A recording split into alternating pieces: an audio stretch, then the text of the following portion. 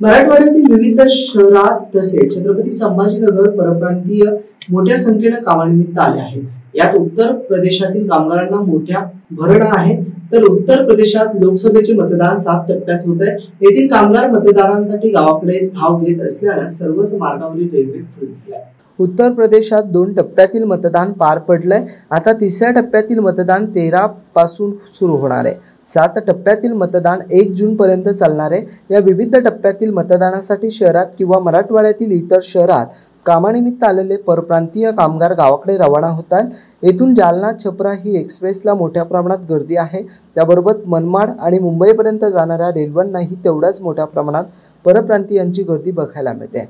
अनेकांनी 1 महिना अगोदरच आरक्षण करून ठेवल्याने त्यांना जागा मिळाली, तसेच जे ऐनवेळी गावी निघाले आहेत त्यांना मात्र जागा मिळेल तेथे बसून प्रवास करावा लागतोय। मराठवाड्याच्या विविध भागात परप्रांतीय कामगार आहेत, परंतु छत्रपती संभाजीनगरात याचं प्रमाण मोठं आहे। अनेक जण मराठवाड्यातील विविध शहरांसह येथील स्थायिक झाल्याचं त्यांना तेथे मतदानाचा हक्क मिळाला आहे। ते इथे मतदान करतात। ज्यांचे मतदान आजही आपापल्या गावी आहे ते मात्र गावी जातात। त्यामुळे रेल्वेला गर्दी वाढली आहे।